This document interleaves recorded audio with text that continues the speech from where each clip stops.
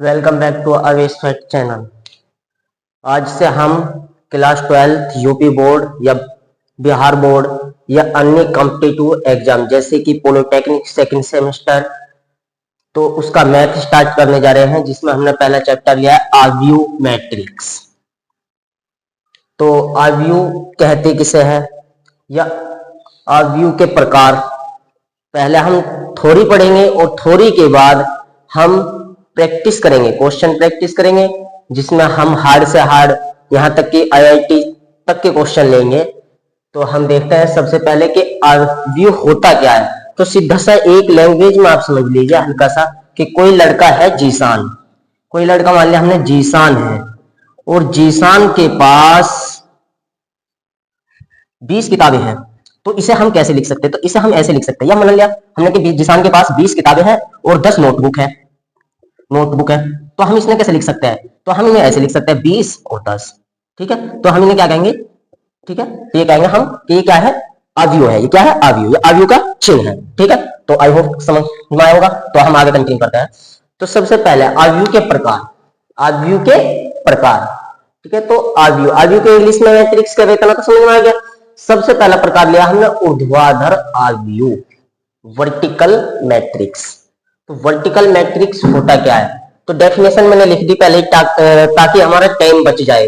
ठीक है, यदि किसी आव्यूह में पंक्तियों की संख्या, यदि किसी आव्यूह में पंक्तियों की संख्या स्तंभों की संख्या से अधिक हो, यानी कि कहने का मतलब पंक्ति ज्यादा होगी और स्तंभ कम होंगे, तो उसे क्या कहेंगे हम?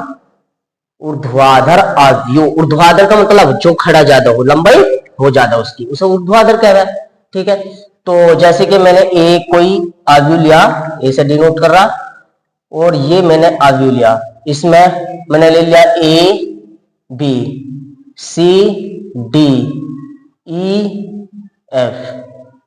तो इसमें आपको दिख रहा होगा जो ये पंक्ति है, इन्हें पंक्ति कहते हैं।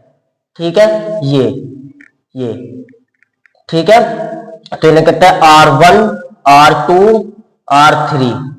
ठीक है, तो ये 3 है और इन्हें कहते हैं कॉलम C1 C2, इन्हें कहते हैं कॉलम, स्तंभ। तो ये है हमारा, अगर इसके ऑर्डर देखें तो 3 into 2। ठीक है, तो ऑर्डर क्या होता है? पंक्ति गुणा स्तंभ। तो ऑर्डर भी समझ लो, ये वैसे आगे समझाएंगे, लेकिन अब हल्का सा समझ लो कि ऑर्डर क्या होगा? पंक्ति गुणा स्तंभ, यानी कि हमारा पंक्ति गुणा स्तंभ, रो इंटू स्तंभ। तो हमारी रो कितनी इसमें? तो बताइए 3 और स्तंभ कितने? 2। तो हमने पहली डेफिनेशन क्या थी कि जिस आव्यूह में पंक्तियों की संख्या क्या हो, स्तंभों की संख्या से अधिक हो। तो इसमें क्या है? पंक्ति कितनी है? 3 और स्तंभ कितने हैं? 2। तो अधिक है, तो इसका मतलब क्या है? ऊर्ध्वाधर आव्यूह। आई होप आपकी समझ में आया होगा। ऑर्डर बताया तो ऑर्डर भी समझ में आया होगा। तो आगे देखते हैं। ऑर्डर को हिंदी में कहता है कोटि। क्या कहते हैं? कोटि। तो अगला वर्ग आव्यूह। वर्ग आव्यूह कहते किसे है? ऐसा आव्यूह जिसमें पंक्ति और स्तंभों की संख्या इक्वल हो। क्या हो? पंक्ति और स्तंभों की संख्या बराबर हो। ठीक है, इसे लिख सकते हैं ऐसा आव्यूह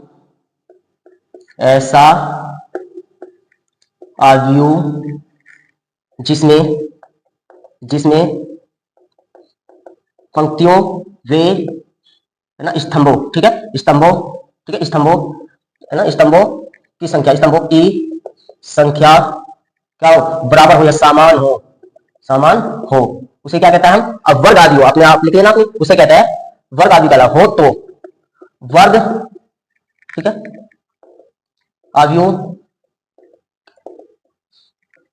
कहलाता है।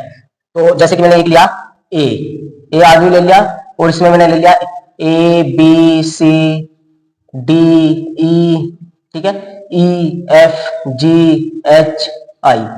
तो देखो इसमें 3 ही क्या है? रो है, और 3 ही क्या है? कॉलम। तो ये क्या है हमारा?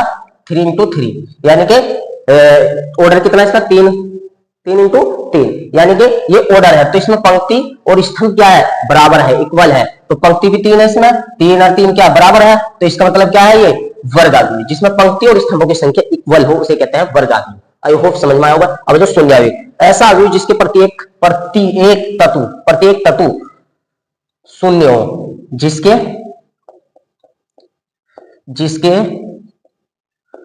प्रत्येक तत्व शून्य हो, उसे हम शून्य अवयव जीरो मैट्रिक्स कहते हैं। जैसे कि इसे जीरो से व्यक्त कर देंगे हम, जीरो, ठीक है, जीरो से। तो जैसे कि यो हमने जीरो लिया, ये जीरो, ये जीरो, ये जीरो, ये जीरो, ये जीरो, ये जीरो, तो इसे क्या कहते हैं हम, शून्य अवयव या जीरो मैट्रिक्स। ठीक है, आई होप समझ में आया होगा। अब देखते हैं अगला अवयव, इकाई अवयव। इकाई से समझ में आ रहा, इसमें इकाई होगी तो हम समझेंगे, यदि किसी वर्ग अवयव में मुख्य विकर्ण के सभी तत्व इकाई हो, मुख्य विकर्ण के सभी तत्व क्या हो, इकाई हो, तथा शेष सभी तत्व शून्य हो, तो उसे इकाई अवयव कहता है। जैसे कि इसका उदाहरण देखते हैं हम, जैसे कि मैंने ये वर्ग अवयव बनाना है ना, तो इसमें मुख्य विकर्ण 0 0 0 1 0 0 0 1। देखो वर्ग अवयव की क्या डेफिनेशन थी, यहाँ पे देखो वर्ग अवयव समझ में आएगा तभी जब हम शुरू से कनेक्ट करके चलेंगे। मैथ्स होता है फंडामेंटल होता है, ठीक है। यहाँ देखेंगे तो इसमें मुख्य विकर्ण होगा ये इसे क्या कहेंगे, मुख्य विकर्ण, डायगोनल, ठीक है। तो इसे क्या है, मुख्य विकर्ण। तो मुख्य विकर्ण के सब प्रत्येक इकाई क्या है, प्रत्येक तत्व इकाई है ना, एक है, तो इसलिए क्या है ये हमारा इकाई अवयव या यूनिट मैट्रिक्स कहेंगे। और इसे हम आई से व्यक्त करते हैं, ए से नहीं, ठीक है। इसे आई से व्यक्त करेंगे, आई से प्रदर्शित करेंगे, इसे आई से प्रदर्शित। आई होप क्लियर हुआ होगा। तो ये आता है, अगर 2 गुना 2 का हमें आया तो 3 into 3 का था, 3 का ऑर्डर का था। और अगर हमें 2 ऑर्डर का बनाना, 2 into 2 ऑर्डर का, तो हम बनाएंगे 1 0 0 1, ये 2, ठीक है। ये क्या है, हमारे इकाई अवयव है। ये वेरी वेरी इंपॉर्टेंट है, इसे याद रखना, ठीक है। जिसमें मैं डबल आई पी लिख दूं तो ये वेरी इंपॉर्टेंट है, ठीक है, बहुत, ठीक है। तो यहां देख लो, विकर्ण अवयव, डायगोनल मैट्रिक्स, डायगोनल मैट्रिक्स। तो डायगोनल मैट्रिक्स कहते किसे हैं, यानी कि सीधा समझ में आ रहा है कि विकर्ण होगा उसमें, तो मुख्य विकर्ण।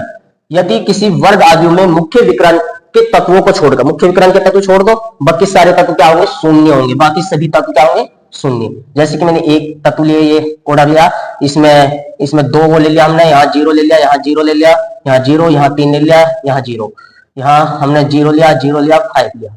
तो देखो इसमें मुख्य विकर्ण के तत्व को छोड़ के ये 2 3 5 है, लेकिन बाकी सारे तत्व क्या है, 0 है, तो इसलिए क्या है ये विकर्ण अवयव। या फिर हम एक और ले लिया, 3 into 3 का था, और या 4 4 का ले लिया, ए हमने ले लिया, यहाँ पे ले लिया ए, यहाँ पे ले लिया 0 0, यहाँ पे ले लिया हमने 0 0, ठीक है। यहाँ पे ले लिया बी, ए बी, और यहाँ 0, यहाँ 0 और सी, ठीक है। तो ये भी क्या है हमारा 3 into 3 का, तो ये क्या है हमारी विकर्ण अवयव। आई होप ये भी क्लियर हुआ होगा। आगे देखते हैं उस प्रकार नंबर 6। तो छठा प्रकार क्या है, अदिश अवयव। अदिश यानी कि स्केलर मैट्रिक्स। यदि किसी अवयव के मुख्य विकर्ण के सभी अवयव समान हो, मुख्य विकर्ण के अवयव क्या हो, सभी समान हो, तो उसे क्या कहेंगे हम, जैसे कि मैंने लिख दिया ए, ठीक है, और इसमें हमने लिख दिया, यहाँ पे लिख दिया 2 0 0 0 2 0 0 0 2।